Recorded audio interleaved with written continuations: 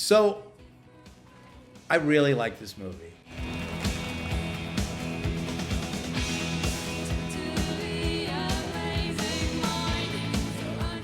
Hi there, my name is Jon Hutman. I'm a motion picture production designer. You might know some of my work from the films that I've done with Nancy Meyers. Today we're going to talk about the film You've Got Mail, directed by Nora Ephron. You've Got Mail is one of the quintessential romantic comedies. It's the story of a young woman played by Meg Ryan. She owns a small independent bookstore. She starts a relationship online with a man who turns out to own this chain bookstore, which is about to open right around the corner from her quaint little bookshop. You've got mail. What's interesting, if you look at the title sequence of this movie, you see the computer-generated version of the Upper West Side of New York City. You get to this perfect little brownstone street, typical brick building with a limestone foundation. There is an editing dissolve as you crane up on the practical location to those brown leaves, push through them, and you come through the other side. And that's Meg Ryan in her apartment. So you know who she is, where she is. Most of these brownstones were originally built as single-family homes. What they've done here, and what you find in most of the townhouses in New York, is that they've been divided into either one or two apartments. And what's so great about and unique about this apartment, you can see the back window from the front window and vice versa. The cheat that this movie makes is there's a staggering thing that happens. You go from her bedroom on the right side to the area where her desk is, which is to the left of the bathroom with the bookshelves. Then you jog right, and that's the dining area in front of the kitchen. On the opposite side of the kitchen, you see the exterior door. But if you go back to the kitchen, to the left is the sitting area. And in both the front and the back, you have these cozy window seats. They're the nest for these beautiful, comfy, chintz-covered pillows. And what we can believe, because she inherited the bookstore around the corner from her mother, I believe that she probably inherited this apartment from her mother as well. Do you know what this is? No. What we're seeing here? It's What? the end of Western civilization as we know it. This is a really well-designed movie. The aesthetic I would call shabby chic. In the late 90s, this store owned this style. The idea with slip-covered furniture is that you did inherit your grandmother's furniture. Rather than going to the expense of reupholstering the furniture, you would just sew covers to recover the cushions and the sofa. One of the styles was this faded chintz. And the best faded chintz that you can still get is from a company called Benison. If you look at Benison fabric and you take your grandma's couch and you put some Benison fabrics on it, you'll be halfway there. Kathleen's apartment, Joe's apartment interior, and Kathleen's bookstore interior are sets. Kathleen's apartment, it's very yellow, and yellow is kind of the signature color of romantic comedies. So you have the yellow surround, you have green and red accent colors, yellow and green checkered floor in the kitchen, and the trim is this very pleasing creamy white. Oh, what is it with men? What is it with men and The Godfather? One of the beautiful contrasts is how they look in their bedrooms. Kathleen is in this French bed with a distressed painted wood frame and this very subtle natural on khaki stripe. Slightly over frilly lampshades, and some of the pillow cases have frilly edges. Maybe not what I would do if I was designing your house, but I understand this is a feminine woman's space. Didn't super love the swan painting over her bed. Was fine when that went away. The quilt on her bed, like the shabby chic chintz, is a wonderful detail that enhances the coziness of the space and tells us about someone who likes to feel cozy and comfortable. Do you know what it is to go to the mattresses? From The Godfather. We see them emailing each other from their desks, and one of the things you'll notice, the desk for each character is not pushed up against the wall, which is the efficient use of the space, and it gives you the depth of the whole room. If I'm shooting a movie, I want a desk in the middle of the room so I can shoot you from the front, from the back, and from the side. If you look, you will notice all of those angles, and the sets have been designed specifically so that it makes sense that the desk sits in the middle of the room. Do I do it because I like it?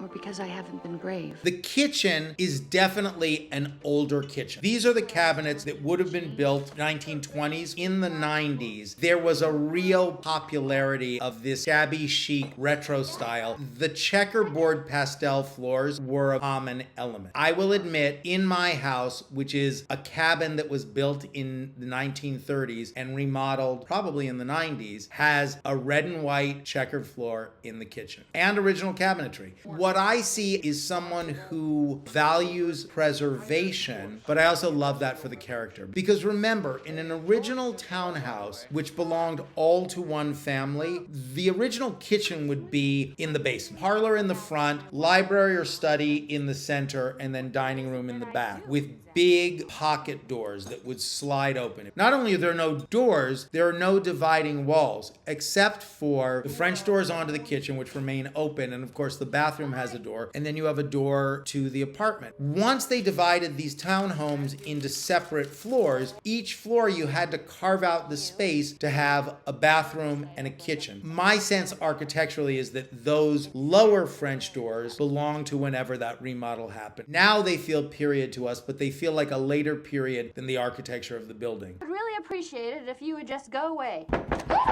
On the subject of architectural details, and this is super nitpicky, if you look really carefully at the casing molding around the door of the bathroom, and then you look at the bathroom vanity, they have the same molding.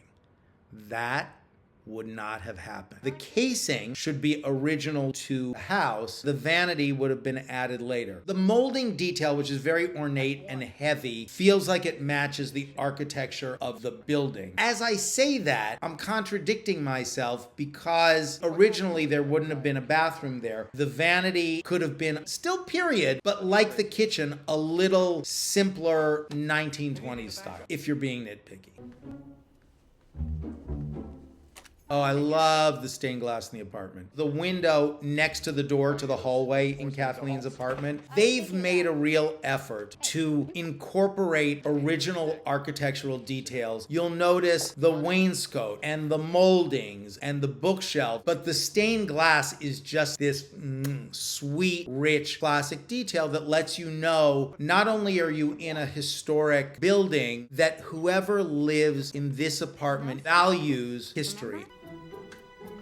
Kathleen's apartment is a great example of practical lighting. Part of what helps create mood and the coziness of this space is the table lamps that she strategically placed, probably with the collaboration of the cinematographer, throughout the apartment. Even to the extent that on that little white table in the kitchen, she has a little table lamp, which is kind of a nice detail. Not something you would necessarily normally see in a kitchen. The other thing that you might notice is there is a little bit of very strategically used wallpaper. The subtle wallpaper is in the bathroom, and that's this very small, low contrast, yellowy floral print. I would call it Laura Ashley. If you Googled Laura Ashley yellow wallpaper, you'll find something very much like that gets you into that world. There is what feels to me for sure like a Brunswick paper, but you see it when she's in bed and Tom Hanks is talking to her, it's over her shoulder, and then when they're in the dining room, you see it in his reverse. It's a little bit more Victorian, and it's kind of got this terracotta red with a repeated shield pattern. It's just lovely because it's never right behind the actors. Wallpaper is great when it's texture. The other cute little detail that you might notice, there was a little table lamp with a conical blue shade. Super cute. Just cute. That's all I have to say about it. It's cute.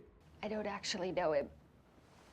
You definitely notice the bookshelves. It's not just a wall of bookshelves. They wrap around the bathroom. There's a bay detail that pushes the bookshelves out into the room. So they're prominent and you notice them. And then you think, she owns a bookshop. That kind of makes sense. The books are not just present, but prominent. You've got mail. Yes. Those are very powerful words. Yes.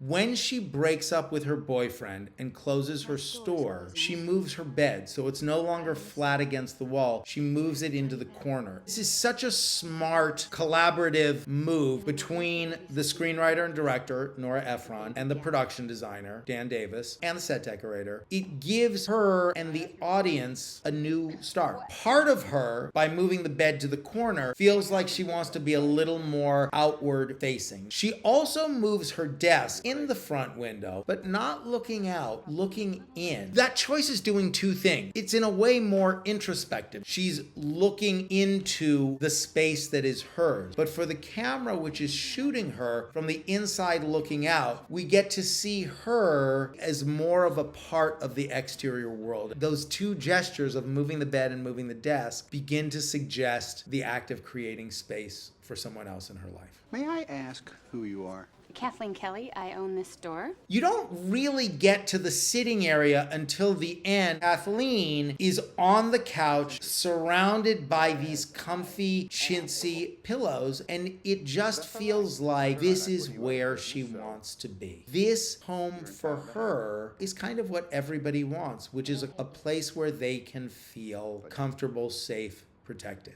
Another detail that you might notice is that she saves the sign from the outside of the shop that says shop around the corner, and it's sitting on the music stand on the piano in her dining room. Nice detail.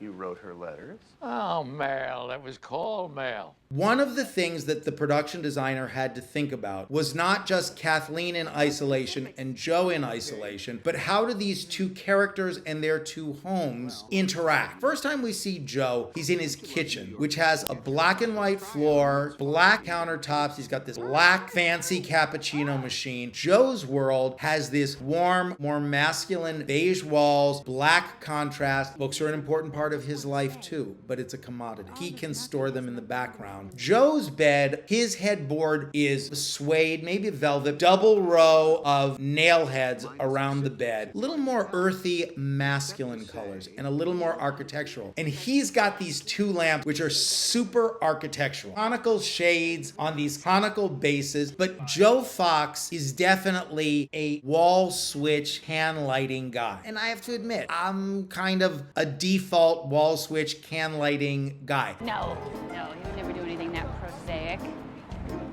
If you look at the kind of stylistic distinction between their homes, in a way that same distinction carries into the bookstores. But you can imagine if they were to overlap that would work. Because what you're trying to broadcast to the audience on a totally instinctual level is these two people belong together. What are you girls talking about? Cyber sex. Birdie, played by Jean Stapleton, who has this great apartment with this deep red wall. We see that she's got a little more fire in her than maybe we gave her credit for. She shares this story that she had one great love in her life who turned out to be Franco, the Spanish dictator. What that gives Kathleen permission to do is fall in love with someone who rationally she should not like. I hope you enjoyed this video. If you did, please like it, subscribe to the channel, and seriously, if you have any questions or anything you want to know, put them in the comments section. I will answer them. I will answer them. Elise will help me, but I will answer them. You remember the dial-up? Oh, I totally remember AOL, You've Got Mail, online. I was not at the time an online dating guy.